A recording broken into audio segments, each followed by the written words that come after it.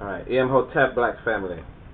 So today what we're going to do is we're going to discuss the 10 wars that every black person should study at least once in their lifetime. Alright? And so today is going to be about the situation. We're going to discuss war. Alright? We're going to discuss war. And so you're listening to me. I'm Onitaset Kumat on the Pro-Black Perspective on KWAZ Radio. Alright? And we're going to be reading from the Pro-Black Compendium. Right? We're going to be reading from the Pro-Black Compendium. And you can see this in the description below. Alright? Right now I have myself playing on the television, you know. You see me look over. So look here. Haitian Revolution. Considered by some as the only successful large-scale uprising by enslaved people in our time, this war ranks among the most inspiring. Imagine an untrained and depraved lot taking on the three strongest superpowers in the world simultaneously. That was Haiti versus the UK, France, and Spain. France even boasted a so-called military genius, Napoleon Bonaparte. Nevertheless, Haiti won. Because of Haiti's victory, Eurasians craftily supported white Creole revolutions to offset the possibility of more African revolutions. See, they understand that there's going to be either African revolution or Latino revolution. You see? And so they say, we're going to support Latino revolution so that there won't be African revolution, so that they can keep the African down. You see? So you have to understand this concept that when the Haitians did their uprising, other countries, you know, Bolivia, Cuba, you know, Nicaragua, all of them, the whites said, okay, we know that the Latinos clamoring for equality or whatever, and we know the black man is clamoring for equality or whatever, or the Latinos clamoring for self-rule, and the black man is clamoring for self-rule. So we will support the Latino for self-rule. And in that sense, we can have an alliance. We can have some sort of affinity, as opposed to a whole black Southern America that would look like Africa. You see, they don't want black unity. They don't want black strength. So what you have to do is you have to ask yourself what you want. You know what you want, and you're not asking yourself that. You're not demanding. You're not asking yourself what you want. And that right there is the problem. But let's go. That is, Latino nations and Latino people were quickly established and recognized by stronger Eurasian nations to offset the prospect of black nations. But today, black folk think Latinos, a subgroup of Eurasians. Remember, the Latinos, a lot of them are mixed little, you know, mixed breed. You see? They think that this subgroup of Eurasians, and recall, that even if you say, oh man, I don't think they're mixed. I don't think they're mixed. I think they come from where they come from. You see? They are Eurasians themselves, but you think that you and them friend. You see? So Black Jacobin by C.L.R. James can provide more information on the Haitian Revolution. Irritated Genie by Jacob H. Carruthers is another recommendation. But Haiti teaches us that despite the odds, military victories are a battle of wits for which Africans have a staggering abundance. So military victories are a battle of wits, and Africans have a staggering abundance. And this too, recall, look at this last line. African people have no allies. Alright? So we're going to keep going. Contrary to the Maroon Wars, right? Contrary to popular belief, the Maroons were common, not rare. You see? They were not rare. It's common for African people to rebel against this system. But you have to understand, you have to divorce yourself, separate yourself, leave the Western world and build up your own nation. Build up your own nation. Can't keep complaining about the other man's nation. You see? You can't keep complaining about the other man's nation and then say yeah, I do right. You understand? So it's hardly limited to Jamaica. But Maroons were Africans who maintained and kept their ancestral African cultures alive. Today you can see Maroons in Jamaica, Suriname, Palmares, the Dismal Swamps, Mexico, and many other locations. Maroons were everywhere. In fact, the Haitian Revolution began through a Maroon named Bookman. Bookman means the man read. You see? That means the man study. If the man study and read, what that tell you if he's the one leading the revolution? Now, these are the Africans to investigate, and the real reason outright enslavement ended in America. So the Maroons are the reason why your enslavement ended in America. Nothing. Don't think say it's anything else. Okay? Don't think say it's anything else. The reason why you are not enslaved today is because the Maroons said, look here, slavery not gonna work. You see? You have to say to yourself what's not going to work for you, because what you do right now is you work with this enemy. You work with this enemy. Don't tell me that otherwise. You work with this enemy, and in working with this enemy, you then act like you put up with him. You see, you put up with him. Come on, I don't want to go. Ended in America. So among the legends, the legendaries are Kojo, and of course, my ancestress, my ancestress. You feel me? Sister Nanny. Okay, but there are thousands, if not millions more. Okay, so many of us have their blood. You see, many of us have the Maroon bloods going through our veins, and it's time we use it. What does that mean, though? You see, I just saw somebody post up something about how Jamaican migrants to Cuba. Okay, Jamaican migrants to Cuba were trying to do their own revolution in Cuba to get Eastern Cuba into a black nation. You see? And I said to myself, my grandfather, they said my grandfather is a smart man, a bookman, if you will. Okay? I'm a smart man, a bookman. Alright? And hold on. Alright. And in his intelligence, he was also one of them Cuban migrants. One of them Cuban migrant laborers. So my thing is this. My ancestors could have been fighting for revolution and independent black self-rule. You see? And you have to understand that we are... Hold on. Come here. And you have to understand that we are our ancestors reborn. We are our ancestors and their vision and their desires and their wills, reborn. So why we say that? Why we say all this? Is to say, obviously I met him, so I can't say, oh, I'm direct. I am him. I met him, so I can't say I am him. But you understand that his genome, his genetics, his revolutionary spirit relive. You understand? And if not him, he's in our ancestral circle, our warriors. You see? And the same can apply for you. Same can apply to you.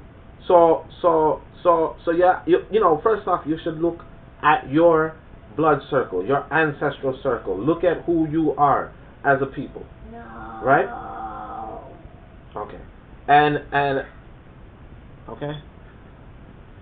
Look at who you are as a people and act accordingly. And understand that even if it's not you, you have us walking around. Right? Want to war with this white boy. You see?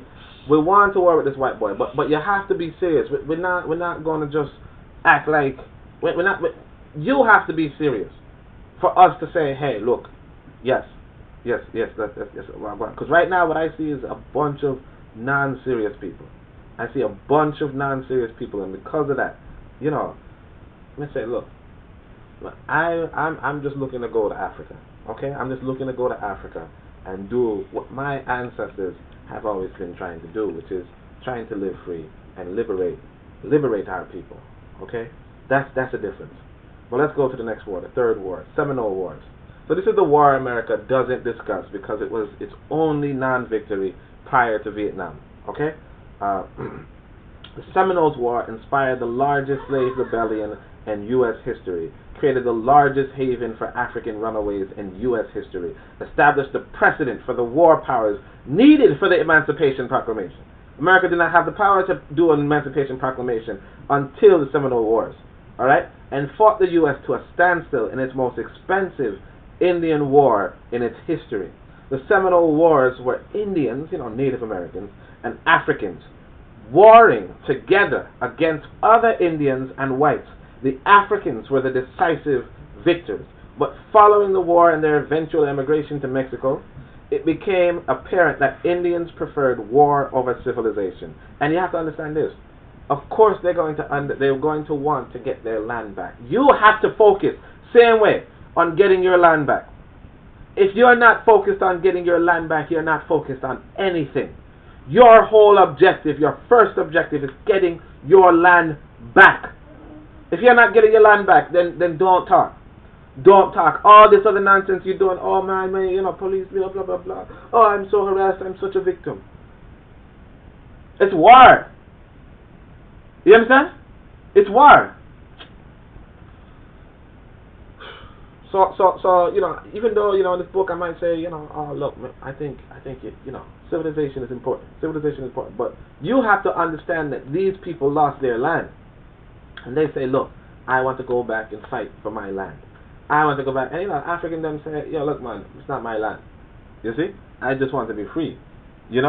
But look here, Africa is your land, and right now these white people and their white allies and their Ascari, if you will, these Ascari, these race traders, they are running your land. So you're not focused on that.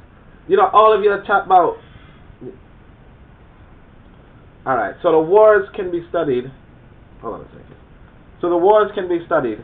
The war can be studied for the countless examples of Eurasians deceiving African forces with calls to negotiations only to capture African leadership. Same thing they did to Toussaint. Okay? The white man speaks with a forked tongue. That's a Native American proverb. Okay? Neither whites nor the Indians could be counted as permanent allies. John Horse is the warrior to look into. So if in the pro-black compendium, you also see 10 warrior kings and 10 warrior queen mothers. Okay? Because of that, John Horse, I believe, is one of them. All right? So you get the pro-black compendium, you read through, you can see something about John Horse, a short little description like this, but it's important to know where to start in order to read and collect information and so on and so forth. Right? Let me see something. All right. So let's go to the next one. Punic Wars. So Hannibal is ranked as one of the greatest military generals of all time.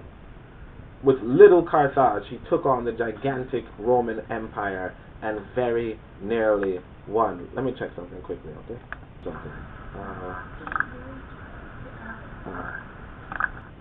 Alright. So, gigantic Roman Empire and very nearly won. His strategies have since been studied by nearly every group seeking world power. Every group seeking world power has studied Hannibal. Every group seeking world power, or nearly every group, has. But my question is this to you: Have you studied? Have your people an institution to study Hannibal? Because I could name you institutions in the Western world. All right, I could name you the institutions. A lot of military schools that the white man has. White man has a lot of military schools. How many do you have? And you want to win war with him? You are engaged in warfare with him. You understand? You are engaged in war with him. He is warring against you. He has hundreds of military schools. How many do you have? But you tell me you're serious. You tell me you're serious. The Punic Wars ought to be a case study for every African man and woman. Hannibal's use of psychological warfare and his ability to taunt Roman generals into losing battles and surprise attacks is a worthwhile reading. Studying warfare is utmost. As I say, kakitaka. That's what that's what it is. You have to understand when you read his literature, when you read the literature surrounding him, right? You see that he knows the opposing generals. He knows how they think. Kakitaka. He knows how they think. All right? And because he knows how they think, he says, look, if some of them is bold and brave and wants the war, right? and they want to war, he taunts them into losing battles. You know? Or if some of them are reluctant, right? He pick off their territory they're supposed to protect. He pick them off. He said, oh, look, oh, you're not going to protect these people? Okay, I got it. I got this zone. I got this zone. I can capture. You have to be a thinking person. You have to, if this is serious stuff, and you're not looking at it. You don't have any schools to look at it. You know, you don't have any lecturers on the subject of race or war. On the subject of war, you have a bunch of lectures on, right, you know, once upon a time we were so abused. And, you have a bunch of lectures on that. A bunch of lectures on being a victim, on being a loser. You know, losing a war. You understand? A bunch of lecturers on that. But how many lecturers you have on how to win a war? And then you're gonna tell me, oh, Hannibal is so long ago. Hannibal won. Well, Hannibal no win. He won battles. You understand? He won battles. He did not win the war. Right? You lost the war, and you now win battles. Come on, man. Go somewhere. Right? So then the Zulu Wars. Let's go. Right? We think this number. Let me see what number this is. I think this is 1, 2, 3, 4. So we go to number 5. Zulu Wars. All right. So the Zulu Wars are more modern Punic Wars. Okay. Difference are that instead of Carthage, it's in the Zulu kingdom, and instead of fighting the Roman Empire, the British Empire is fought. British Empire is still an enemy of the black race. Still an enemy of the black race. Still waging war against us. And this isn't, but look here. This isn't all, however. The war is multi-generational. You have Shaka Kasenzangakona, right? Is one of the legends. Okay? So you know, that's who we call Shaka Zulu, right? It's one of the legends, but so is Sedishwayo. Okay? Sedishwayo, his half-nephew. Alright? In fact, Sedishwayo killed Napoleon's heir, Prince Napoleon, and indirectly taught the line formation to Europeans. So the Europeans don't even know how to do the line formation. Before Sedishwayo said, oh, look, we have these rifles, we can use them more effective. But you see the difference between you and the Europeans. You see the difference between you and the Eurasian. The Eurasian says, look, even if I get my butt kicked, I'm going to learn and use the tactics of my enemy. I'm going to learn and better war the next time around. I'm going to learn and possibly be a better warrior for it. You'll still, oh my gosh, I'm such a victim. Like I said, 10 wars you need to study. You know, and who knows? You know, maybe someday this could be a documentary. Maybe someday this could be a book. Maybe someday this could be something more. But until that day comes, until that day show up, I am telling you, these are 10 wars you should look into. You know, you haven't done enough. Hold on a second. Kakitaka. Right? See, you got to talk Swahili with your boy. You understand? Hey, Kakitaka. All right. So Hairy Wars. In ancient times, the leader of Kemet, Keti the 7th, instructed his son, Medikari. Okay?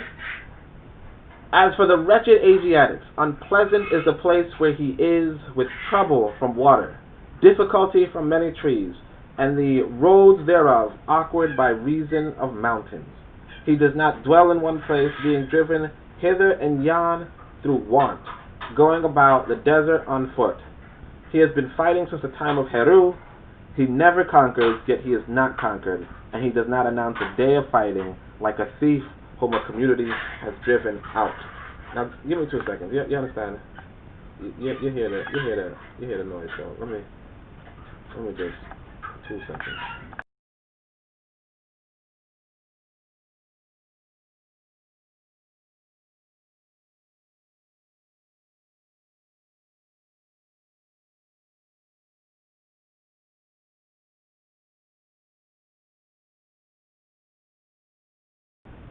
Alright, so Eurasians have been warring with Africans from time immemorial. In fact, the warfare is so legendary that it's made into a very familiar legend. Okay? White people have been warring with blacks from time immemorial. This is Keti Yasaba. Okay? instructing his son that the Asiatics are unpleasant and they are always trying to conquer. But the difference is this: he's telling his son they never conquer. They never conquer, but we're not conquering them. Or it's hard to conquer them, but they never conquer. They conquered you. You understand? They conquered you. You have been conquered by the people who never conquer anybody, because you slip. So in fact, it's so legendary. So the way of reciprocity or even balance demands that African people destroy destroyers. You understand? You have to destroy destroyers. Our ancestors did just that when we marched into Europe attempting genocide on Eurasian people. You understand? You might not understand, but black people did go into Europe, try to conquer them, try to commit genocide. But it obviously wasn't successful. It obviously wasn't successful. But we did that. These ancestors bore shields with the symbol of the dragon. The dragon. The dragon? What's the dragon? Yes. What's the dragon? Yes. You understand? And so those wars and how we manage them so scarred Eurasians that to this day they fear dragons. To this day, Eurasians fear dragons because of what we... And you have to think about what the dragons are. They have hordes of wealth. They raid cities. They're vicious and they need knights to fight them and all that. What is that? And then you have to think, oh, well, who has riches? Who has a bunch of gold? They're wise, they're intelligent, they attack humans. This was us. They knew who we were. We had it on our armor. And everybody knows this. Even if you check out, this is common. This would be common knowledge if you had your own universities, had your own schools. But because you're in the public school system where the white man decides what you learn and what you don't learn, I'm not going to tell you it's common knowledge. I'm not going to tell you it's common knowledge. But so to this day they fear dragons though. Let's see. The Hero Wars are forgotten by us, but remembered clearly by Eurasians. Because again, they're still talking about the dragons. They're still talking about that. And it tells us that we must organize ourselves to their annihilation. Now, you see, this book kind of radical, huh? So they are organized for ours. Understand that they are organized for our annihilation. Alright? And our ancestors organized for theirs. So they know this. They know that there's perpetual war between black and white. They know this. You don't. You still think, kumbaya, and I want to live, blah, I'm going to live in their communities. Said differently, the white man knows the black man is violent. See, the white man knows the black man is violent. The black man does not know, but must know if he intends to survive and thrive. So the white man, so anytime you say, oh, why is the white man killing us? Oh, we are unarmed. Oh, we are blah, blah, blah. The white man knows you are violent. Sure, I don't know why this is free. This should not be in print. You understand? This should not be. I should not have to tell you this. You should have read this and said, "Oh, I see what this man's chatting about." One of the most important. What is this? 3 paragraphs. One of the 3 most important paragraphs you could read. At least as far as warfare is concerned. Understand that they know you're violent. So don't. And you don't. That's it. You don't know you're violent. That's it. But let's go. First intermediate period. So about 1,000 years after Kemet was first unified, Pepi II became the 5th king of Kemet's 6th dynasty, ruling for 94 years, the longest kingship in our story. Alright? He oversaw the conquest of parts of Kennesu, and after 9 decades in power, the growth of nomarchs, provisional governors, and the weakening of the monarch, the central administration. By the end of his rule, nomarchs and priests took advantage of his senility and pressed for power and concessions. The king essentially gave land away tax-free to priests. This put a strain on Kemet's economy, which could no longer provide for state-controlled trade with rational planning or armed protection. Okay? So after he was getting older or whatever, he started giving away land tax-free. This put a strain on the economy of Kemet, alright? And it no longer had the state-controlled trade, with armed protection and all that. The consequence was famine, catastrophe in Kemet's first intermediate period. Understand that Kemet, or you can call it Kemet, whatever you want to call it. Kemet, government is very important. And if you do not have good government, you will crumble. Your people will suffer. So you have to focus on good government wherever you are. A lot of people, blah. No, you have to understand that catastrophe, disaster can come, and if you think you already went through catastrophe, well then that should be all the more reason for you to avoid it. You see? Now, Kemet tried 2 kings after Pepi II, Merenre II, who ruled for 2 years, and Nitocris, a woman who ruled for 12. But the old kingdom collapsed. It was a period of chaos that lasted for over 1,000 years. Monuments were plundered, temples were violated, and Eurasians invaded with uninhibited barbarism in mind. Okay? It took Menchu Hotep I, a king from Kennesu, to challenge the imposter kings of Kemet and found the 11th dynasty, which ushered in Kemet's middle kingdom, its second golden age. The 2 big lessons are the need to replace leadership regularly. And look, it doesn't have to be regularly. You could have a ruler for 12 years. You could have a ruler for, but you now have 94. Right now you have in Africa 30 years, 40 years, and look, that's good if the people are good. But the people not good. You see? And so what we have to do is we have to say, look, let us focus, let us replace the leadership. That leadership needs to be the Ankobia. Period. And the reality that internal vulnerability is preyed upon Eurasians. You hear me? Internal vulnerability is preyed upon by Eurasians. So who are always on the ready to tear Africans further down? I tell you, they were trying to attack you from time immemorial, from the time of Heru, right? From time immemorial, from the establishment of Kemet. They were trying to attack. They were trying to conquer. And we'll stop them. But we can't stop them if you have too much internal division. So you have to get out of this internal division, get out of these internal vulnerabilities, and build up yourself, and build up your people. You hear me? Pick it up. Alright. Let's go on. Pick it up. Kakitaka. Alright. So, second intermediate period. The 12th dynasty of Kemet can vaunt among its many accomplishments the building of the largest building in antiquity, the Labyrinth, which boasted 3,000 rooms, half of which were underground. Built 1,500 rooms underground. The 13th, however, was invaded by Europeans called Hyksos, who had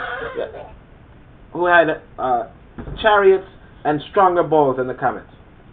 Only around 300 years after the first intermediate period, Eurasians swarmed to Kemet with their foreign worship, building a city in Avaris, which later represented the first Eurasian kings in any part of Africa. And their numbers were bolstered by Eurasians already in Kemet. So there's already Eurasians in Kemet, right? They started establishing kings in Kemet. You see, the Eurasian is not playing with you. You slip, he's not playing with you. Alright? He's not playing with you. Okay, you're playing, but he's not playing. Alright, so... Okay. Kakitaka. Yep. Alright. Was eventually conquered. So Kemet was eventually conquered by the Hyksos, who burnt cities ruthlessly and led many women and children into slavery after performing genocide against plenty others. They ruled Kemet for 669 years, and interestingly, some reason these Hyksos to be the ancient Israelites, which attests to the falsity of the Abrahamic religions. Either way, the Hyksos were eventually defeated, which ushered in Kemet's new kingdom. But this time it was different. Huge Eurasian populations now existed in Kemet. Okay, and the Eurasians now possessed powerful kingdoms of their own, abroad. They now had powerful kingdoms. The world was changing. The world was shifting. You have to have a global perspective. The lesson here is to always stay ahead of your enemies and to keep your technology secret. Eurasians had a military victory, and it led to thousands of years of barbarism. Get smart. You see, you need the leadership that's smart, racial, all that. That's why I call it Ankobia. When you're studying these wars, you have to understand the path forward is... Come on. You have a path forward. You have a path. Take it. Stop playing. Stop making games. Alright? So Amenhotep IV war. Okay, so this one's not much of a war, but it's one of the most important wars that you should be studying. Alright? So by the time of Amenhotep IV, Kemet was not only saw Kennesu as an enemy. Several of his predecessors conquered and sacked parts of Kennesu. So Kennesu, a black land, a black southern neighbor, was sacked and conquered by some of the people in Kemet. Things were changing, things were shifting. They also warred with, now to be fair, Kemet also warred with Eurasia, trying to hold on Kemetic global dominance. even going so far as to raise the sons of Eurasian princes in Kemetic courts. You know, that's not, look, that has its good and bad, alright? But another predecessor, Hatshepsut, became the first ruler of Kemet to appoint Eurasians to powerful positions. And this is actually a problem. This is actually a problem, because a lot of times we say, oh, look, Hatshepsut, we love her. And, you know, I do. I respect Hatshepsut. You know, she was one of the most powerful women rulers, but at the same time, she put Eurasians into powerful positions. Before that, we didn't do that. And that's what you're supposed to understand. You don't put Eurasians in powerful positions. You know, you could have Eurasians there if you so choose, if you so be, but you do not elevate them into powerful positions. Hatshepsut did that. But even Amenhotep II was brutal beyond most Africans, supposedly having adopted the Eurasian deity. So you have Amenhotep II, I believe he's before her, or maybe after her, who knows, but he's actually worshipping the Eurasians himself. He's actually worshipping the Eurasians himself. This is something, you have to study this period in our story, because this is the beginning of the end. We are in the end times, you know that. We are in the end times. Or we are in the pits. You know, a lot of times, a lot of Africa is going up and down and up and down and up and down. You know? Whereas it should be going up and up and up and up. You understand? Or even up and a little down, up and a little down. Or up and plateau and up and plateau. No, you're not doing that. You're going up and down and up and down and up and down. Come on. So, Amenhotep IV, therefore, inherited the mightiest army in the world. However, he took the perversion of African ways to the ultimate extreme. So this one, so even if you say Hatshepsut, I don't like it, or even if you say Amenhotep II, I don't like it, Amenhotep IV took it to a whole nother level. Alright? Having surrounded himself with Eurasians and Kemets of the lowest order, okay? He promoted perfect love, brotherhood, truth, and the doctrine of, you know, just Ra, if you will. Or no, Aten. Doctrine of Aten. You know, one, you know, the solar nature, if you will. Right? You know, I don't like to use this word. So he preached the gospel of peace so consistently that he refused to attack rebelling nations. So again, it's this large army, and they have control of the world and all that, and then some nations have their rebellions, their insurrections, and so on and so forth. He says, nah, I'm not going to defend it. In Karnak, he built a temple to Aten, a minor nature. You know, look at his name, Amen. Amen. That's our nature, right? And then he changes his name to Aten, Ankhenaten. See, Aten. So he built Aten, a minor nature, in order to enforce a strict monotheism all over Kemet, replacing the high priest of Ammon, the very same Ammon, you know, who renamed himself Akhenaten, and even moved the capital of Kemet from Waset, the city of power, to Akhenaten, Amarna. During his rule, Kemet was losing its grip on its Eurasian colonies. His son Tukhenaten, under the leadership of Aya, his chief priest, led a non-violent restoration of Amenism and even restored Waset as Kemet's capital. Tukhenaten became Tukhen Amen, you know, King Tut, if you will, and this was seemingly the last of Amenhotep IV. Except his Eurasian-inspired garbage is the basis of the Abrahamic religion. To this day. And one can only look at Amenhotep IV to see the poison that it is. This was a race traitor of the ancient past, and the betrayal persists and endures to this day over African people. You have to study these wars so you know what's going on. You have to understand that these Abrahamic religions, all of them, are part of a process that the white man knows to destroy and disunify African people and African nations and African strength and African power. You have to know this stuff. If you don't know this stuff, get out of here. Get out of here, man. I don't want you near me. Get out of here. You know, like the man said, get out of here, man. Get out of here, man. you got to. All right? Let's keep going. In this valley, great war. So the beginning of the end. This is the beginning of the end. Right? When I tell you about the beginning of the end. In this valley, great war. So the beginning of the end, known as Mahabharata. Okay? The great war, of which Ramayana, a perfect poem of Ram, is a portion, The war for the Indus Valley Civilization marked the end of global black supremacy and the beginning of global white supremacy. Alright? So, you know, I don't like the term white supremacy, but if you want to go about it, if you want to understand where white supremacy come from, it's the war against the Indus Valley Civilization. You know, a lot of us like, oh, the Indians are not black. This is because of the war against the Indus Valley Civilization. Alright? The Aryans invaded. So, in summary, Ram was an Aryan leader who once learned some of the mysteries of Africa, okay, and thought to himself that Eurasians shouldn't be at war with one another, but instead should unite against black people. So he goes, I guess he sees Africa and he says, wow, what an amazing civilization. Wow, if only white people did something like that. But what we should do is we as white people should, instead of fighting each other, you know, uncivilized and no civilization and just blah, blah, blah, we should go about and emulate these black people and use our unity to destroy them. Because he's a white man.